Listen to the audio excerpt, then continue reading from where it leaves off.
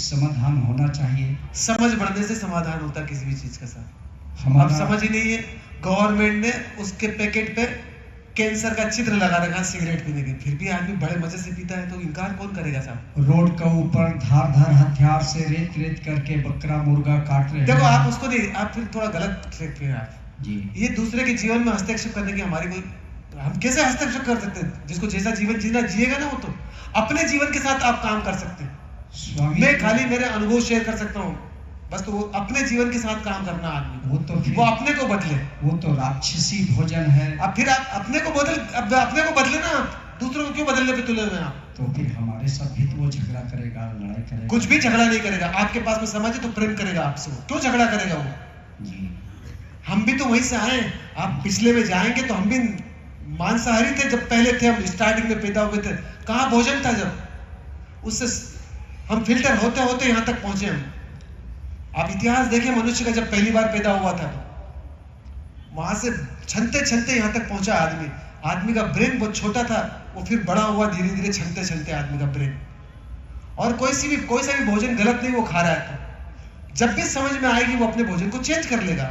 हमको समझ पैदा करवाना है आदमी में, न कि भोजन के बारे में बोलना है, न कि किसी के व्यक्तिगत पे आरोप लगाना है। जब उसकी समझ बढ़ेगी तो अपने व्यक्तित्व को ठीक कर लेगा। कौन आदमी अपने जीवन को नुकसान पहुंचाना चाहता है? कोई भी नहीं पहुंचाना चाहता है। तो उसके पास समझ की कमी है, इसलिए वो नुकसान में चले गया। और समझ बढ़ेगी तो हर आदमी का जीवन खूबसूरत हो जाएगा साहब। ठीक है स्वामी जी, और एक बात बोल करके मैं समाप्त करूंगा। हमारा शरीर 3 है, कारण शरीर, सूक्ष्म शरीर, स्थूल शरीर। हमारा भोजन भी 3 है, रजोगुण, तमोगुण, सतोगुण। और हमारा भोजन 3 है, सात्विक, राजसिक और तामसिक।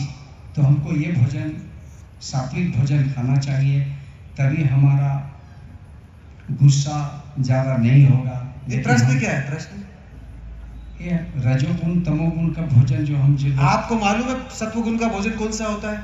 सतोगुण का भोजन वो होता है। आपने आलू खाते कि नहीं खाते हैं आलू? जी।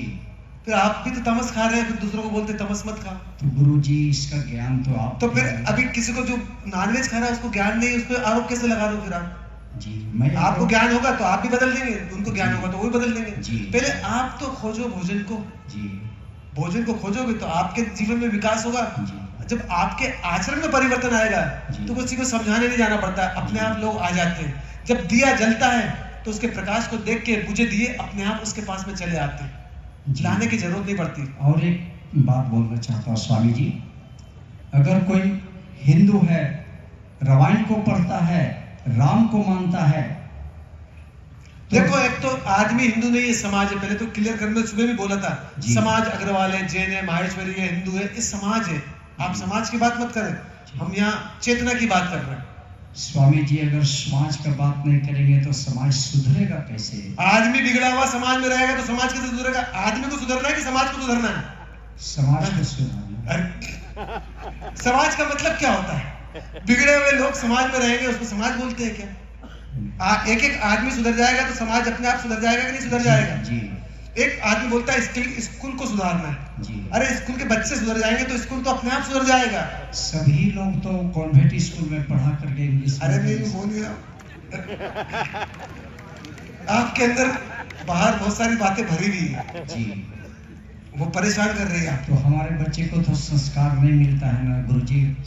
कॉन्वेंट स्कूल में पढ़ाते हैं विदेशी भाषा, तो इसके ऊपर हमारा थोड़ा ध्यान समझाइए पब्लिक को।